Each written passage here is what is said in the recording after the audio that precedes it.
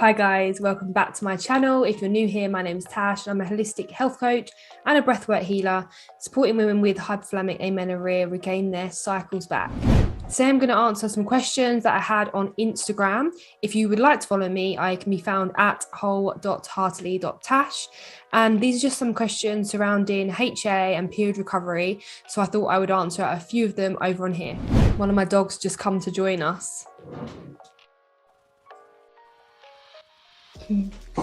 So the first question is, did I struggle to let go of walking? Which actually I never let go of walking. I went from going to the gym, working out weight training probably about 4 times a week, sometimes 3. And then I did the odd HIIT class, which is at a trampoline fitness high intensity class. I used to do that every few weeks. And that was quite fun. But that was kind of my exercise. And obviously I've got dogs, that's one of them. And I've got another little Westie. So I obviously walk them every day as well. Now, I ended up getting a coach once I reduced my workouts, my weight training right down, and then I reduced them to 0, which was really difficult. I then, after a little while, got a coach to make sure I was on the right footing and heading towards the right direction. And she said to me that even though I was doing yoga for like my mental stress and flexibility, if I was walking the dogs and doing yoga, she wanted me to keep to that 1 hour mark, which does make sense because I would often, like say at the weekends, go on like an hour and a half long walk with my dogs and then also add in some yoga and things like that. And it was probably just a little bit too much for my body at that particular time in my life. So to answer the question, did I struggle letting go of walking?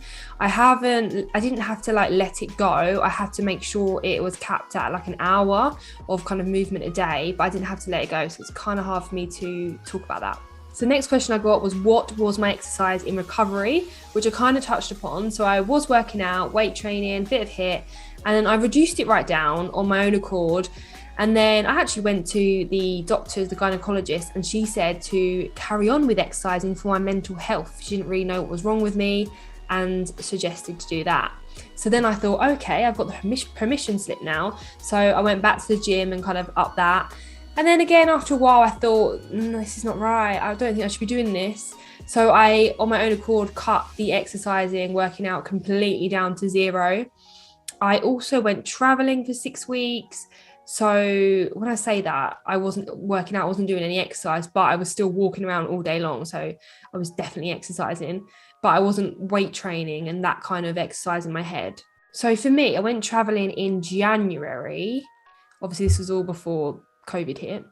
I went traveling and then I stopped working out at the gym in April. So I went traveling until like end of Feb. And I was just walking around, so kind of still exercising. And then I think I went back to the gym in March, little bits here and there. And then in April, I thought, nope, I'm going all in on this and cut it out completely.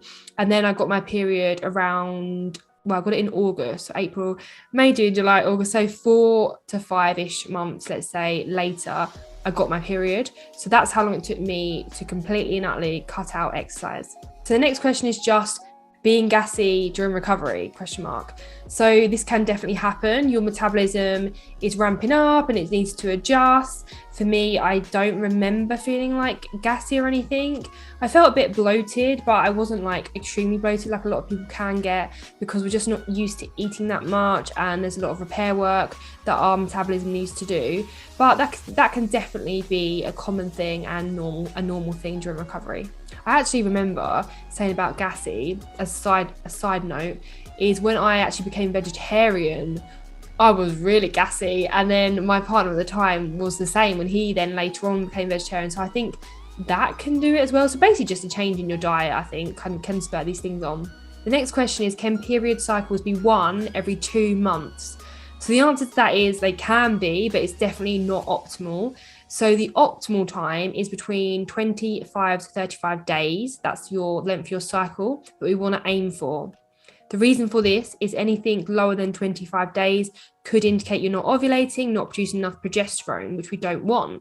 You also don't really want your cycles to be fluctuating too much month to month. Yeah, we're not robots, so a day here, 2 days there, that's kind of normal. But if we're talking about 2 weeks later or things like that, or 2 weeks earlier or a week earlier than normal, then there's something going on there. Different things can cause your periods to be very intermittent like that, such as PCOS or maybe hyperprolactin or your thyroid issues, or even if you have hypothalamic amenorrhea, which is the mental stress and the energy imbalance from under fueling your body and over exercising. That can even cause maybe intermittent periods that are not really frequent. It just depends how far deep into that mental stress or into that energy imbalance that you are at. If you are getting a cycle once every 2 months as well, I would definitely ask, are you ovulating? Do you know if you're ovulating? Do you know how to tell if you are ovulating? I have got a video on this, I believe, but basically taking your basal body temperature, checking your cervical mucus, these are key ways to check. The next one is it common to have really long cycles at the beginning of recovery? So once you've regained your period from hypothalamic amenorrhea, you've done all that hard work, you get your first period and you're waiting around for the second and you're like, where the hell is this? And that happened to me, and that does happen to quite a few people, unfortunately. Your body is still getting used to it, still getting used to those signals and the triggers and getting into the literal flow of your cycle. So for me, I think I wrote it down somewhere in one of my books, but I think just for kind of a rough idea, I think mine was like 62 days, my second cycle. It's pretty darn long, and I was waiting around, getting really freaked out. But the best thing is to do is to not to stress, don't change anything, continue as you was, and it should come. Talking about stress, the next question was how to manage stress, which is a great question. And with hypothalamic amenorrhea, usually we see the type of people to get this are typical like stress heads, type A personality, always on the go, don't want to sit down, you feel lazy, just want to go and being a bit of a perfectionist. So that kind of comes with being in a fight or flight kind of mode and feeling very jacked up and stressed.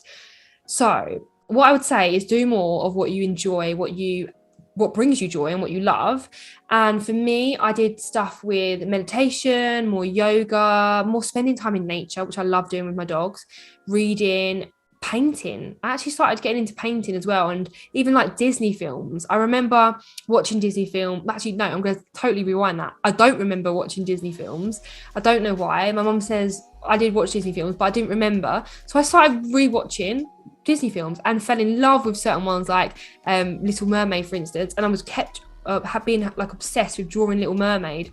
So we've got loads of them floating around, and even belly dancing. I started to think, okay, I need to connect to my more feminine energy with your hips, with the movement, moving the stagnant energy in that way as well, in the womb area. So I started doing that, and also breath work, which I then later trained to be a breathwork facilitator, which can really help with managing your stress and resilience to stress. It's also a great opportunity because you might have more spare time now to go see your friends and literally, like I said, do stuff that you like more and that brings you joy. The next question is, I've been off the pill for a year now, got no period, so what happens now?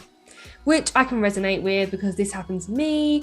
I stopped the pill, it happens to so many of my clients as well. Stopped the pill, didn't get a period, waited. It must happen, it must just come around the corner, never did.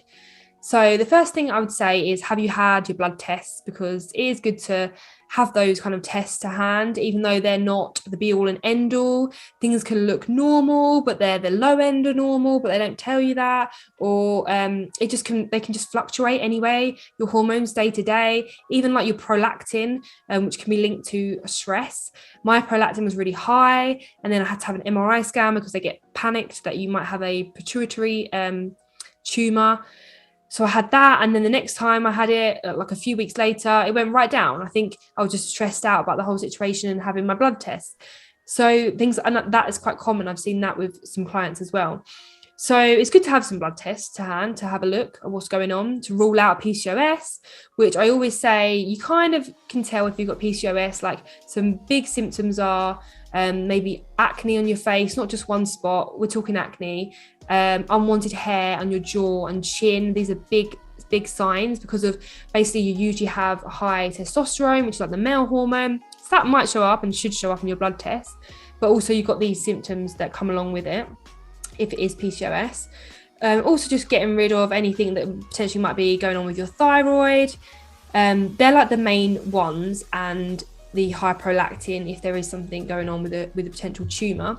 Otherwise, it's kind of looking and seeing if HA fits with you and taking a deep dive into that. Not many doctors do that, unfortunately. they don't really look into the lifestyle and diet. They don't really have that much time to look into your lifestyle and diet. So sometimes you got to ask yourself those questions. So these questions being, do you work out quite a bit? So be honest with yourself. Do you work out quite a bit? Are you quite rigid with that? Are you making like your plan? You've got plans with your friends, but you dismiss them because you want to go to the gym? Are you using the gym to basically make yourself feel better about what you've eaten? Are you really health conscious? Do you want to watch everything you're eating? Do you track your calories? Have you got like a fitness watch and you're obsessed with that? Are you really rigid with your mindset around food? And maybe you are baking, let's say, but you only use the healthy ingredients. You're scared of having too many carbs, butter, olive oil, fats, liquid calories. The list can go on. Are you suppressing your appetite with coffee, chewing gum, water, fizzy drinks? Are you mentally stressed? Do you feel like you're always on the go? You never have a chance to sit down. You feel lazy if you sit down. You're kind of in a bit of a tense mode all the time. Is this you? Then you potentially have hypothalamic amenorrhea. And this is what I had to ask myself and realize my blood tests were coming back as normal. Everything seemed normal. And I didn't feel that severe. You don't have to be that severe. You don't have to be an athlete. You don't even necessarily need to be working out. You don't have to be underweight, but you can definitely still have HA. And if that resonates, then I would say you can start to try and implement some changes with your diet, lifestyle, and your mental stress. But also you might want to reach out to someone like myself or someone else to get that support along the way and that guidance, make sure you're doing the right thing. And also just on the kind of mental aspect, because it can be really tough. Like, you're potentially going to see your body change, most likely going to see your body change. That can bring up a lot of fear, judgment, some like limiting beliefs there. So you might just need help along the way. I definitely did. And there's no shame in that because you can feel really alone. So the next question is, I've gained weight and I don't have my period. So why is that? So basically, when you've got HA, it doesn't necessarily mean you need to gain weight and then boom, your period is going to just miraculously come. I was normal weight, and a lot of people that I see, my clients, are normal weight, are considered normal weight. So therefore, technically, if they're normal weight, they don't need to be gaining weight. But even if you gain X amount of weight, even if you gain the weight that you were previously when you was naturally cycling before, doesn't mean anything. You could be doing that and still have so much mental stress that is causing your cortisol level to spike, which is then affecting your FSH and LH, which is then affecting your estrogen and progesterone. And we're not ovulating and we're not having a period.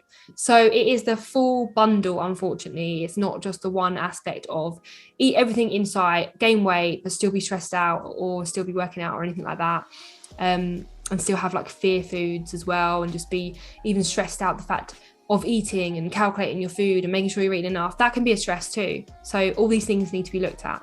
The next one is, what do I do when I wake up in the middle of the night hungry? Eat. Definitely eat. I would say make sure you eat before you go to bed. Let's get rid of these rules that I hear that you can't eat past 8 or 7 or what the hell someone says. You need food and you need fuel, especially when you haven't got your period due to HA. So eating something like porridge. Porridge is a great one to have before bed. So like oats, your porridge, and just making sure that you are fueled before bed.